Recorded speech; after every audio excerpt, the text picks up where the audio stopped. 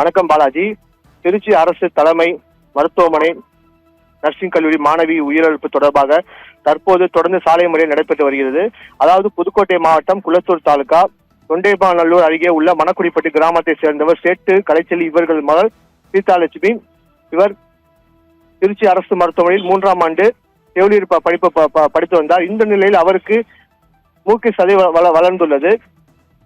திருச்சி இதன் காரணமாக திருச்சி அரசு மருத்துவமனை சிகிச்சை சேர்க்கப்பட்டார். அவரை பரிசோதனை செய்த மருத்துவர்கள் உடனடியாக அவருக்கு சிகிச்சை மேற்கொள்ள வேண்டும் என கூறினார்கள்.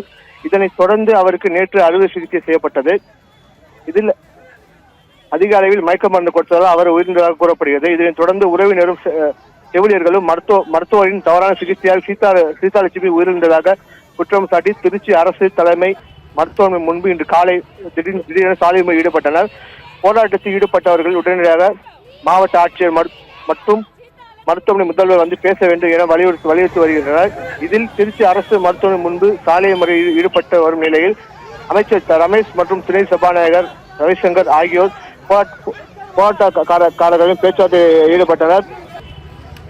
அதாவது இந்த உயர்மட்ட விசாரணை குழுவினர் உடனடியாக திருச்சி அரசு மருத்துவமனைக்கு நேரில் சென்று சம்பந்தப்பட்ட மாணவிக்கு ஏற்பட்ட மருத்துவ பாதிப்புகள் மற்றும் அதற்கான காரணங்கள் குறித்து விரிவான விசாரணை மேற்கொள்ள உள்ளனர்.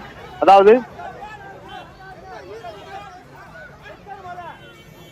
திருச்சி அரசு மருத்துவமனை தவறான சிகிச்சை காரணமாக செவிலியர் கல்லூரி மாணவி உயிரிழந்து விட்டதாக குற்றம் சாட்டி இன்று காலை முதல் மாணவிகள் சாலை மறியலில் ஈடுபட்டு வருகின்றனர். விசாரணை குழு அமைத்தும் விசாரணை தொடங்க தாமதமாக இருப்பதால் குற்றம் சாட்டி மீண்டும் அரசு மருத்துவமனை முன்பு சாலை மறியல் போராட்டத்தில் ஈடுபட்டு வருகின்றனர்.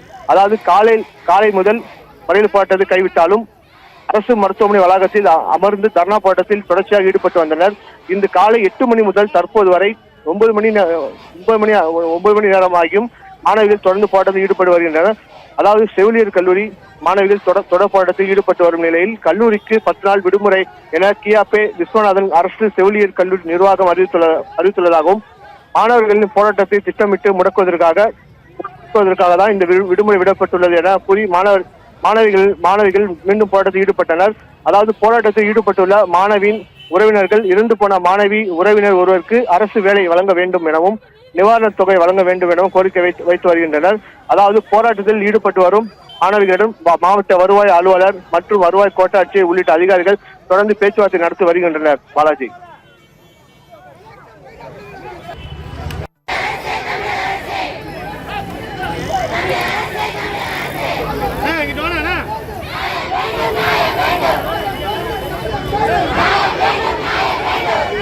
இது வர சொல்லுங்க.